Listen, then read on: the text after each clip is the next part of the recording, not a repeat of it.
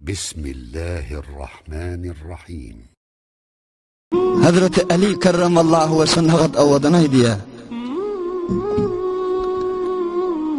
Avadan heleyden gurrun ber. Avadan parçadan gurrun ber heleylen arasında. Tamam gurrunlar parça perde. Ya iyi içkin gurrunu, ya da atro ot kolollan gurrunu. Yani şu dünyanın içindeki gurrunla da bizim medaleslerimizi kıldırıyan zatçı musulmanlığın. Bizim zinanalarımızın arasındaki oturuşukta bolyan gurrun bir az Hudaydan, dinden, diyanattan, ahiretimizden, ayındemizden bir oturup gurrun etme asıl yok.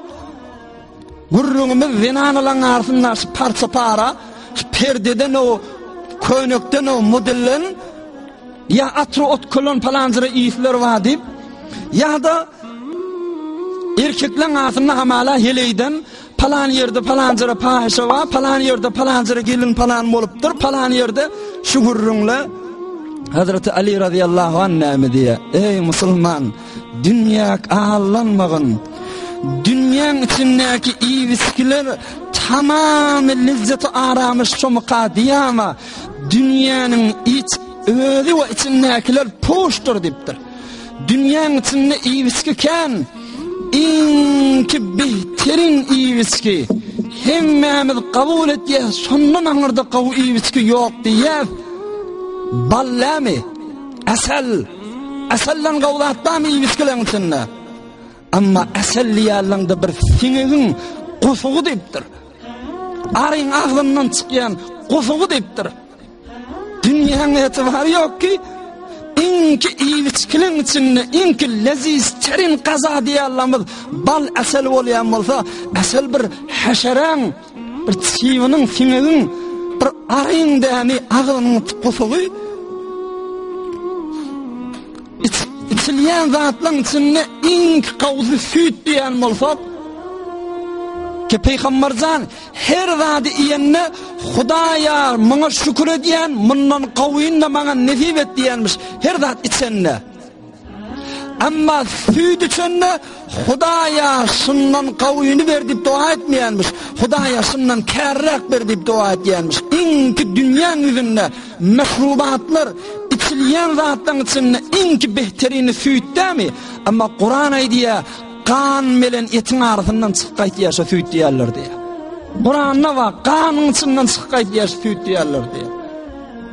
İgin maslan içinde ey ayallığın fakat gurrumuz parça para perde oldu. İnki dünyanın içinde behterin parça, behterin perde harirde mi? Yüzükte mi? Bir kurçuğun ağzından çıkayanlar, kerme bir işenin ağzından çıkayanlar, dünyanın anırsını böyle. Ah oturuşukta palanın palancırı ot kolonu var, palanın palancırı atırı var, palancırı koku yedi yer. İnki dünyanın yüzünde bihterin atır, misik değil mi? Misik diğerleri keyik diyen heyvanın içinden bir üyüşün yığın alan bir kan, şu kanın misik tavliyet buluyor. Ah ey cavanlar, bağışlan şu gurrunu aytsak bolyanım. Men aydamak Hazreti Ali kerramallahu ve şahidiptir. Ey oturuşunuzda palan renana deyip renanadan gurrun ediyeniz bilen nispeten enelerimiz, ayarlı kollarımız bidirek menlur almasınlar. Şol teleke harap renanalar aytsak bolyan.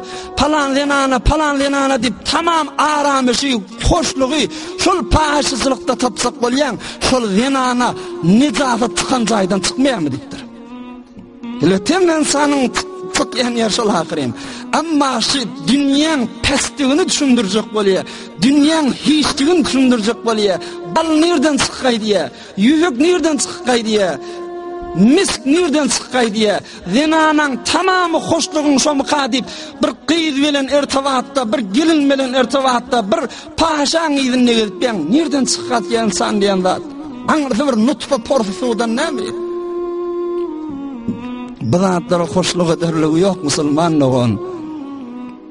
Butperestler kırtı ruzu namazı, Butperestler kılsa ruzu namazı, ana nesip etmez behiştin yazı, alimi götürse ebrin avazı, işitmez kir pakir sesini evirsin diye mahtum oluysan. Şıcırı hikmetler ayt şu adamın kulağına, şıcırı dürdeyeni sözler ayt, Hudayın sözünü ayt, ey dünya oyunca Allah'ın bağdığı deyeni, Hudayın haktığı kıygır otu, kir pakir sesini evirsin. Yıldırım çakya, gün güfür devotu kir pakir havari oğlattan. Yani yüreği kir adam, yüreği Huday Teala zayyiko harc edip dar kursak edip koyan adamlar bir hikmetli sözlerden taş müteessifana. Bu gurrunlar kulağına geçmiyor. Bu gurrunlar yüreğine girmiyor adamlar. Tamam aramış gününmek hoşluk şomuka diye o anırtı gördük ne sıhhatlar. Ayak hoşluk sıhhatlar devamı. Hem becenin anırtı ha yankı eşten gurrunlarını.